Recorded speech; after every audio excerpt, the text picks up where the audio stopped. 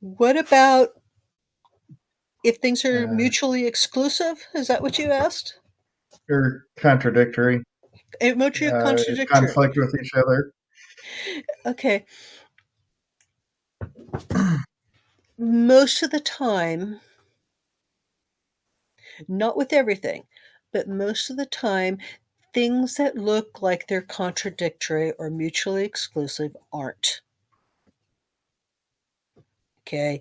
So after you go through exercise 5 and exercise 6, and you've answered those questions, and you go, oh, these two things are mutually exclusive or contradictory, the next thing you ask is, are they really? Okay. What if I could have both? What would that look like? That doesn't mean Okay. that you're going to get them both at the same time or that getting both of them is going to be quick. But if you can teach yourself to say yes and, right, then it might be possible. Or if you dig into why you want that, maybe you're getting into a different level that makes it not mutually exclusive. Okay.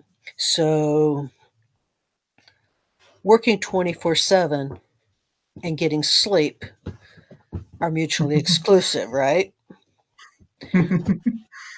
But a 24/7 income and good sleep are not mutually exclusive.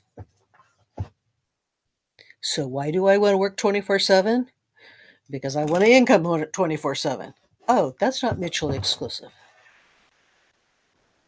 Okay. So that's a good thing. Another good question to ask before you get into your goal setting. So that was an excellent question to bring up, or an excellent point to bring up, because things that on the surface look like and feel like aren't always.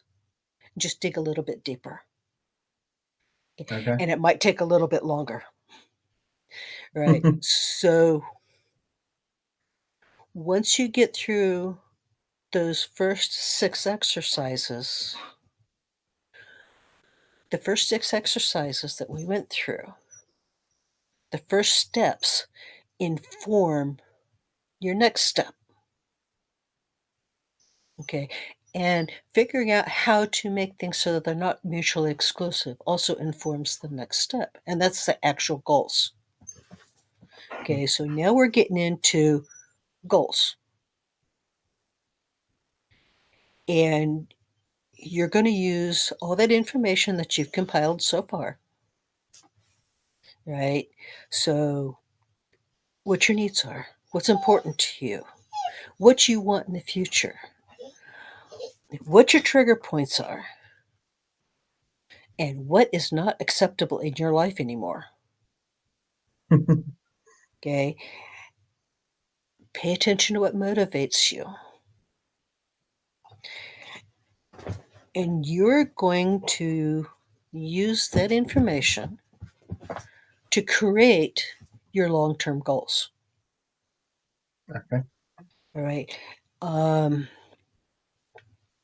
I do want you to understand and believe, okay, in your heart that your ideal future is possible almost always, or something near to it.